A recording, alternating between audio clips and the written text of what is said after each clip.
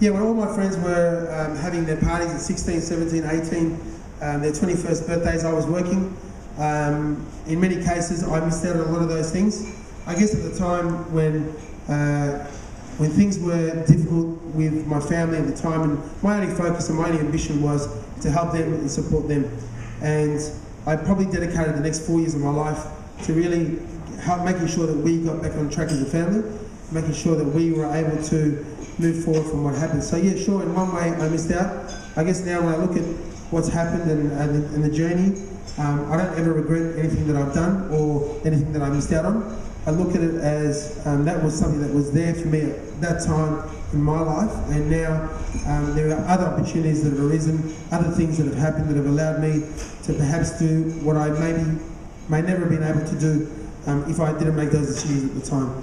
Because I think if that didn't happen, maybe I would have followed my accounting degree, maybe I would have gone on and did law, who knows, but clearly my passion was in hospitality, and I don't regret for a second the ability of following and pursuing that hospitality career.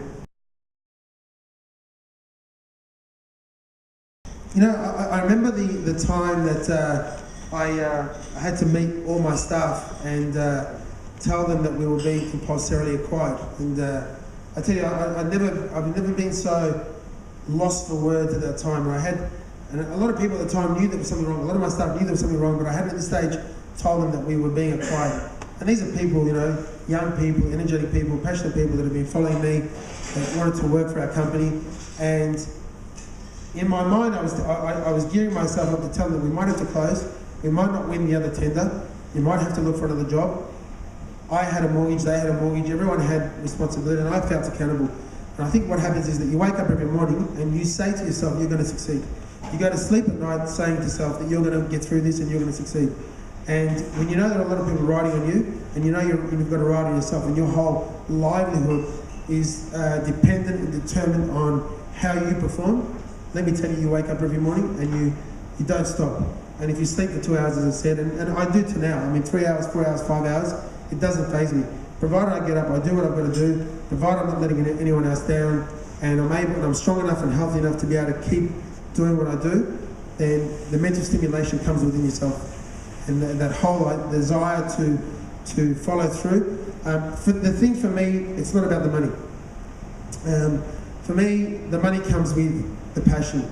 If you're rolling out and you're doing what you really love, and if you are putting your brand out there, and for me, if you ask anybody the name Atlantic, anyone who's ever done a function or anyone who has done an event, the name Atlantic will always come up in the top 3. And for me, that's when I know that I've done my job, and that our team and the people that are working with me, that are just as passionate as what I am about what we do, they're the people that keep me going every day. The money comes from investors.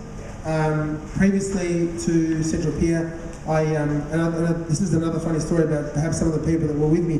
When I did Atlantic, I did it with myself and Chris. When I did Shed 6, which was a lumberer in Sumac, a guy who had been working for me for about 7 years, since Atlantic opened, like Chris gave me the opportunity when I was with him at Southgate, I gave this guy an opportunity, his name was Tony, I gave him the opportunity to invest in the new business next door.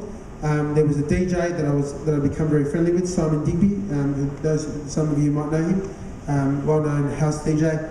He's my partner in Lumbra. So I look at people that can help me and that I can help them, how we can benefit together. My brother was another one.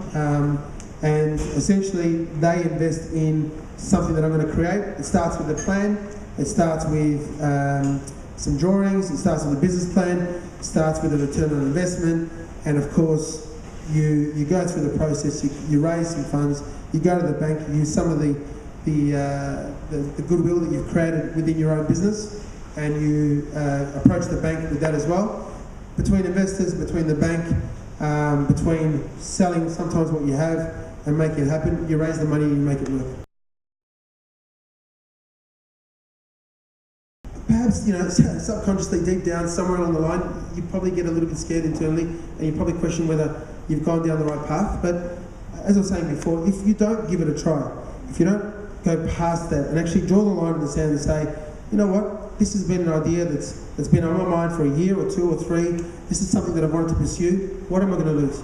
If it means taking some time off work or resigning from your job and pursuing it, if it means trying to borrow money, if it means trying to follow your passion, follow the dream, and then if it doesn't work, if it wasn't meant to be, you can always go back to what you were doing.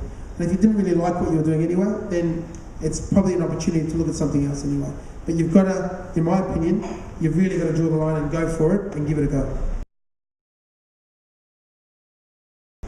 In 20 years' time, I'd like to be sort of sunbaking on an island somewhere and catching up for what I didn't do between 16 and 21. But I think for as long as I've got the passion, for as long as I'm enjoying what I'm doing, for as long as I am loving the business, and until now that hasn't, nothing else other than hospitality is what I really enjoyed following and pursuing, then certainly I see myself continuing in it for as long as I can.